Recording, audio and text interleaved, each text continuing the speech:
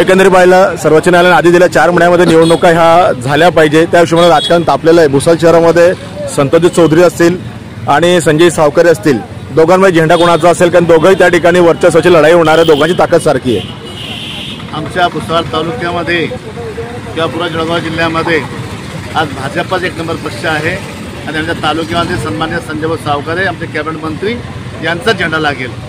ही काळ्या दगडाची पांढरी रेष आहे। कोणी किती मोठा कोणी काही आलो, धनशक्ती असो, कोणी कोणता प्रचार करो, अपप्रचार करो, काही करो, जनता ही समजदार आहे। ही जनता आमच्या आमदार संजय सावकर यांच्या पाठीची भक्कमपणे उभी आहे। भारतीय जनता पार्टीचा झेंडा येथे 100% फडकेल। आपण तयारीत लागलेत का सर्वजण? आम्ही 12ही महिने तयारीमध्ये असतो। आम्ही 24 तास ग्राउंड लेवलला काम करणारे कार्यकर्ते आहेत। आम्ही हवेत उडत नाही। जेव्हा जेव्हा पक्षाने आदेशाला पक्ष काम करतो तोपर्यंत आम्ही आमच्या जनतेचं, आमच्या मतदारांचं आम्ही 24 तास केव्हाही त्यांनी आम्हाला काही काम सांगितलं, तो सुखादुखाचा असो, पाण्याचा असो, सफाईचा, लाईटाचा असो, कोणतंही काम असो, आम्ही तत्पर त्या सेवेचे हजर असतो। तुफान आपली यारी जगात हाय लय भारी, इमोशन्सने भरलेली काळजाला भिडणारी यारी।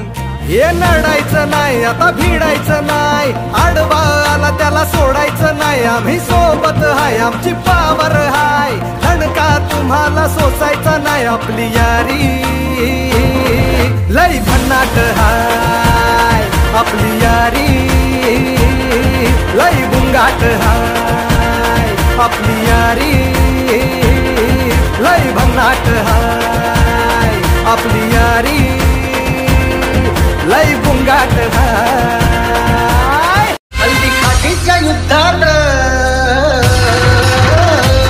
हल्दी घाटीच्या युद्धात जिंकली राणाची तलवार, हल्दी घाटीच्या युद्धात जिंकली राणाची तलवार। कसा फिरला दुश्मन घोड्या सहित आरपार, कसा फिरला दुश्मन घोड्या सहित आरपार, हल्दी घाटीच्या युद्धात जिंकली राणाची तलवार, हल्दी घाटीच्या युद्धात जिंकली राणाची तलवार। कसा फिरला दुश्मन घोड्या सहित आरपार।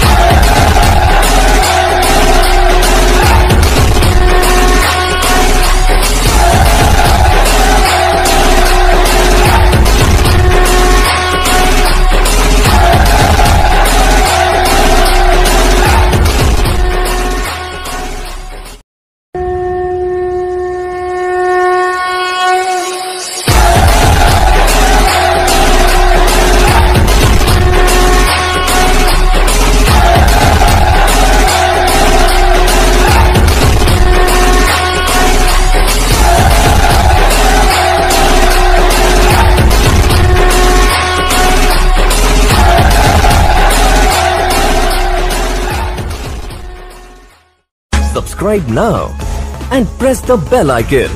Never miss an update.